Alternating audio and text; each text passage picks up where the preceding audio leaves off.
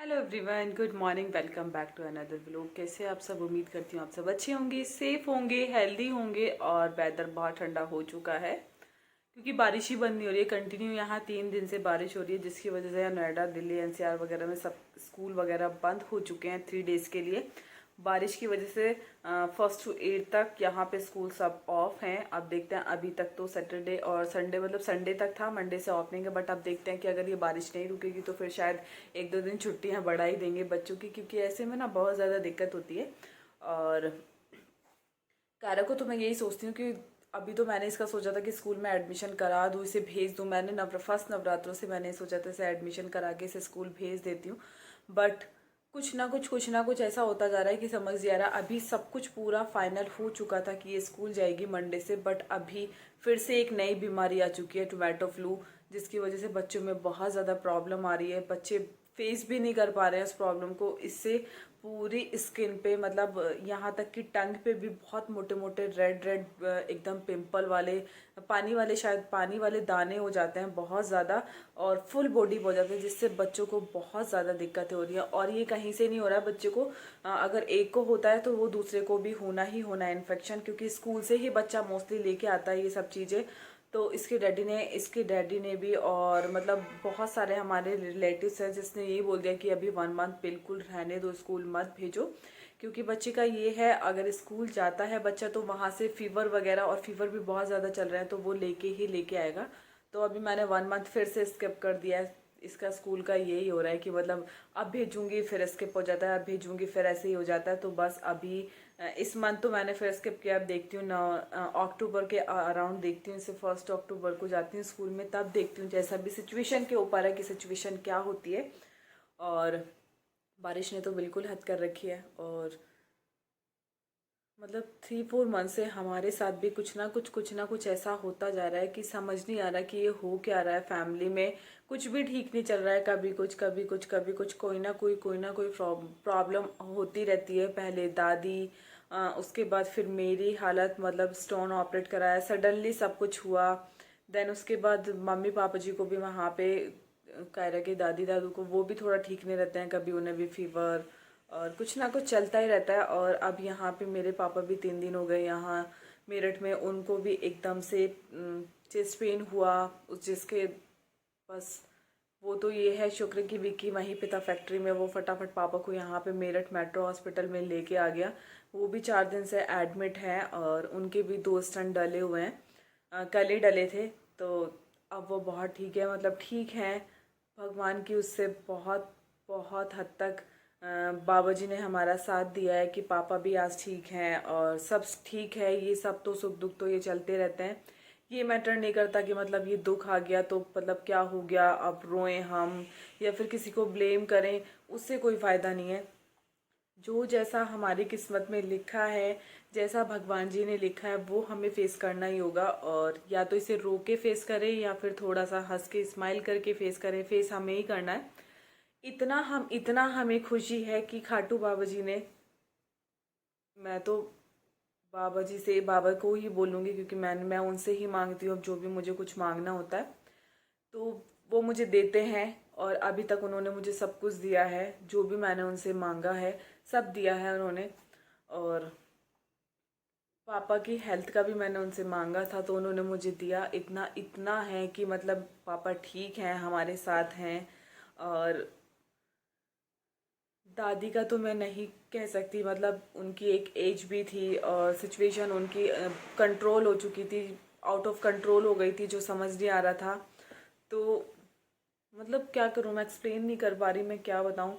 बस इतना कहूँगी, सुख दुख चलते रहते हैं, भगवान पे विश्वास रखो सच्चे मन से। जो कुछ भी उनसे मांगता है, अगर कोई भी जिस जिस भगवान में जो भी विश्वास रखता है, अगर उनसे सच्चे दिल से कोई कुछ भी मांगे तो वो बाबा जी ज़रूर देते हैं, ज़रूर सुनते हैं प्रार्थना।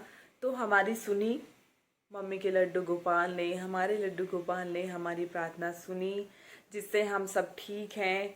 और कल पापा का डिस्चार्ज हो जाएगा, वो घर चले जाएंगे। और परसों से नवरात्रे हैं, तो मतलब बारिश के चक्कर में कुछ भी नहीं हो रहा है। घर घर का काम सब, मेरा रूटीन ऐसे ही बिगड़ा हुआ है, समझ नहीं आ रहा। और मंदिर भी साफ करनी थी, अभी घर की हालत भी ऐसे हो रही है, मतलब 4-5 महीने से घर में कुछ भी नहीं हो रहा। मैंने पहली बार मेरा इस तरह से घर है कि जिसमें मैंने कुछ भी नहीं किया है, बट अब मैं करूँगी।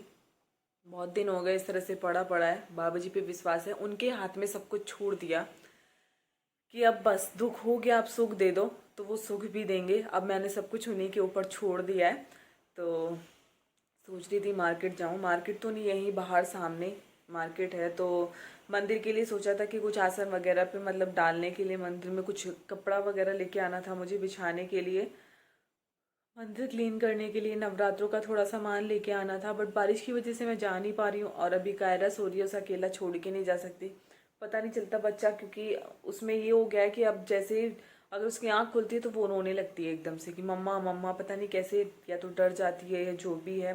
बेड से उठ के एकदम नीचे आ जाएगी, तो उसे भी मैं अकेला नहीं छोड़ सकती है। पहले मैं चली जाती थी छोड़ के, कि बाहर से अगर सामान लेके आना तो फटाफट मैं दौड़ के जाती थी और दौड़ के आ जाती थी।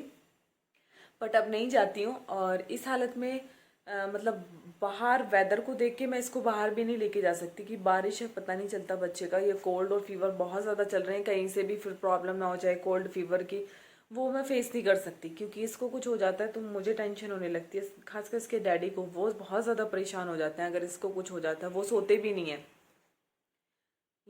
यहाँ तक कि अगर ये हल्का सा भी इधर उधर होती है तो इसके डैडी परेशान हो जाते हैं।